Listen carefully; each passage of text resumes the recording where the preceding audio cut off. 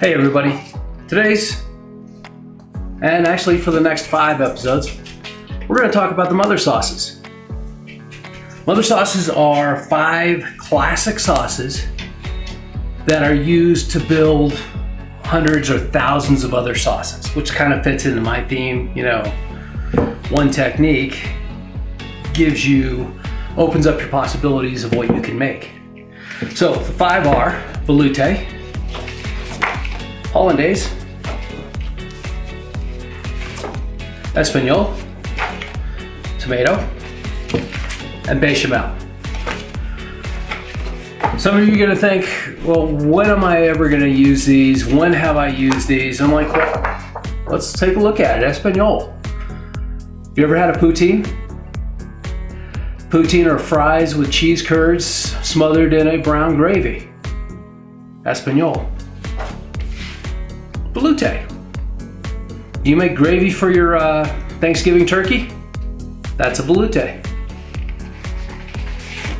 Tomato.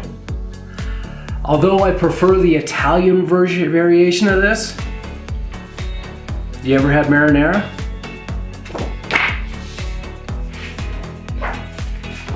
Hollandaise. Who hasn't had eggs Benedict or just this poured or nappade over your asparagus? Great stuff. Or think of it this way. Have you had a béarnaise with your steak? Hollandaise with tarragon. But today we're going to talk about bechamel. Bechamel. Let's see. Have you ever had biscuits and gravy? You've had a bechamel. Have you ever had mac and cheese sauce? You've had a bechamel. Very useful, very utilized. A lot of people, when I tell them this, they don't understand that they haven't made, oh, sorry, if you see moths flying around, it's in Colorado. We're in the middle of moth season. There are 4 seasons in Colorado. Winter, moth, pollen.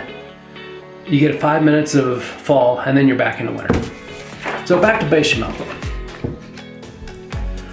Bechamel is milk or cream, or essentially dairy thickened with a white roux. And that's what we're gonna make today. And we're also gonna make a derivative from that. So sit back, relax.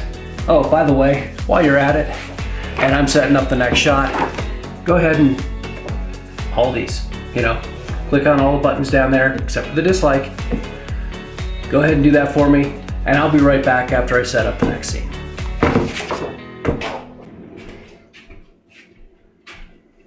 Hey, bechamel is very simple. It is dairy thickened with a roux.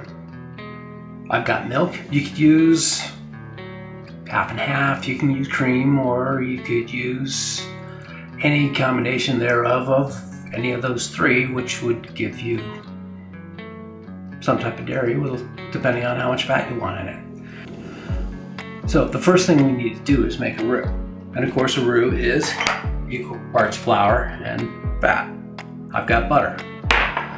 First thing we need to do with this is get this melting. But while that's going, I'm going to reset the camera, and that way you can see what's going on in the pan. And you don't have to look at my Deadpool t-shirt. While we're waiting for the butter to melt, let's talk flour. I'm just going to use plain old all-purpose. You can go down to use pastry flour. That'll work also, because you want the starch. You don't want the proteins in this. So bread flour I wouldn't use. So we're letting this melt down. See how that's bubbling violently? That's all the water leaving the butter. We don't want that in there, because what will happen is that our flour will clump up while we're doing this. We don't want that.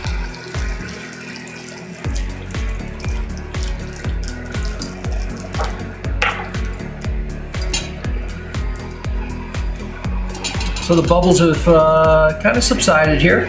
I think we're about ready for it. Ready for the flour. I'm going to slowly add this because I don't want to add too much. If you add too much, you're not going to be able to mix the dairy into it.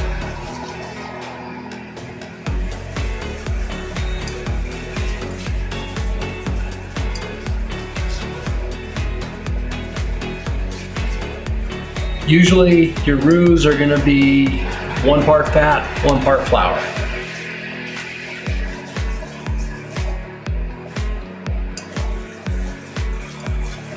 But to tell you the truth, I never measure it. I look for the signs of where I want the roux to be. And essentially I want it to look like wet sand. And we'll show you that when I get there.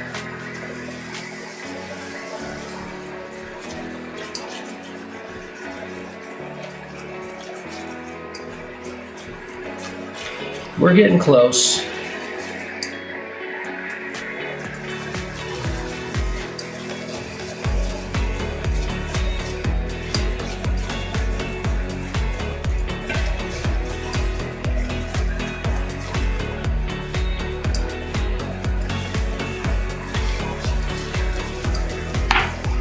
I think that's about all it's going to take. Now, one thing you need to take a look at.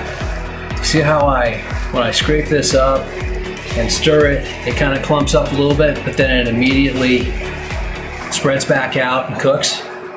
That's exactly what you're looking for. This is a little bit loose, so we're going to add just a touch more.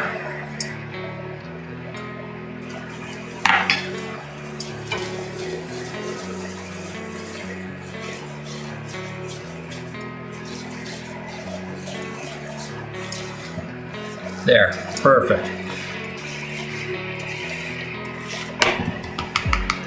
Let that go a second. What's going on now is that the flour is actually cooking inside the fat. That's going to get rid of all that cereal, grainy flavor that, well, we really don't want. We want the flavor of the milk and the dairy, not this.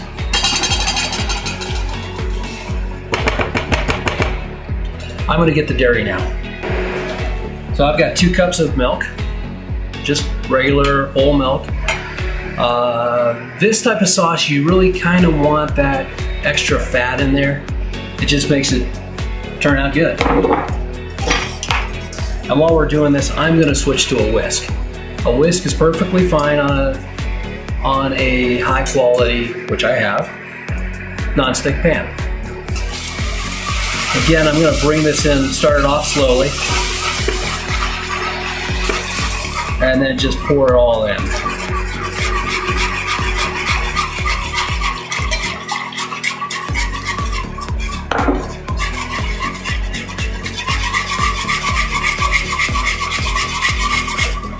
We're gonna stir this up and bring the temperature up. And this thing is gonna thicken up really nicely.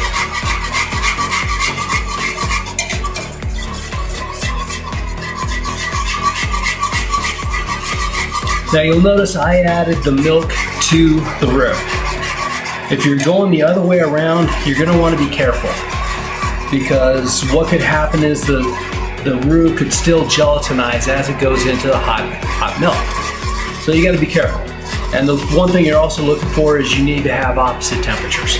The roux has to be hot and the dairy has to be cold, or the dairy has to be cold and the roux has to be hot.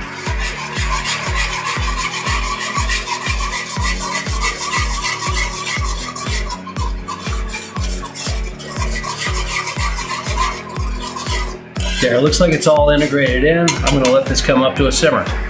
Now let's talk about seasoning for this. Traditional seasoning, of course, is gonna have salt in it. Yeah, we're gonna say about a good 1.5 teaspoons. I've got white pepper. This is my little white pepper mill. Isn't it cute?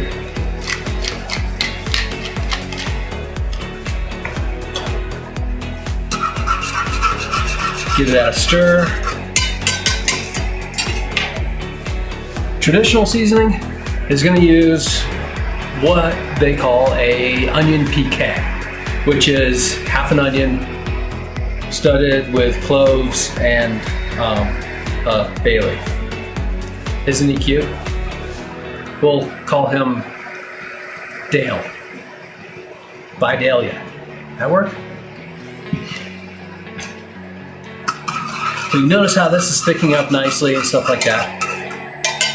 I'm going to cut the temperature down on it.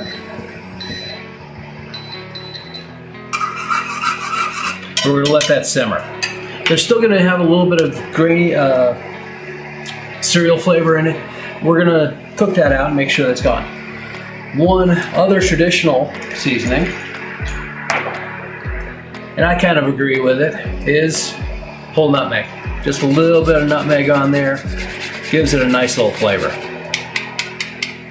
Doesn't take much, especially if you're using fresh nutmeg. Give that a stir.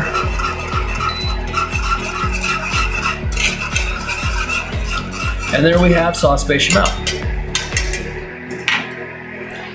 So what can you do with this? Well, all mother sauces are essentially basic sauces that can be made into other sauces. Right now, this is pretty plain. Probably tastes okay, but it's not going to have that next level flavor. And that's what's great about the mother sauces, is that you can take this in whatever direction you want. Now let's talk about the thickness I went for. This is, it's fairly thick. It's a nice little thickness, good sauce consistency. But it's a little thin. Why did I go thin on this? Well, very simple. It's what I'm going to add into it. If I were to add, say, sauteed onions for sauce Tbsp, I'd want something a little bit thicker because I'm going to get a lot of moisture out of those onions. But for this, I'm going to go with Sauce Mornay. And right here I've got about a pound of, I've got 8 ounces of shredded Gruyere, or grated Gruyere. So we're just going to slowly add that in. And of course, I didn't buy it. I grated it. Use one of these.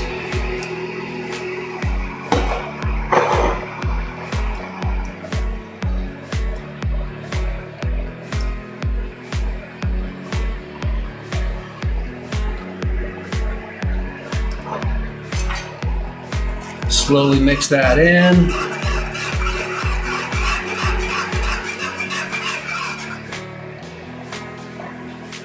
Let that melt up.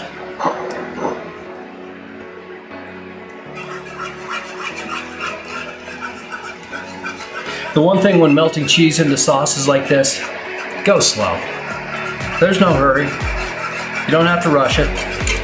If you rush this, what can happen is the proteins in the cheese can coagulate and you'll get this runny, stringy cheese type plump stuff. And what looked like it might be a nice sauce. But we don't want that.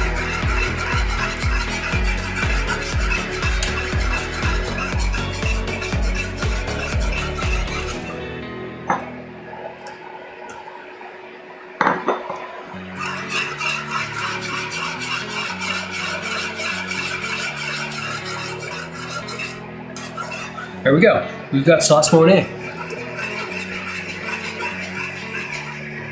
Let's give it a taste. Our consistency looks good. Again, nappe. Notice how that line holds even when I tap it. It's good. Let's give it a taste. Rich, thick, creamy. Perfect. Our sauce is done. What is Sauce Mornay? A derivative sauce of the mother sauce bechamel. What is it good on? Well, broccoli, roasted potatoes, looks like roasted chicken, or, well, the whole plate. That'll be good. What do you think, Vidalia? Hey Dad, why are you making mother sauce? This is mother sauce.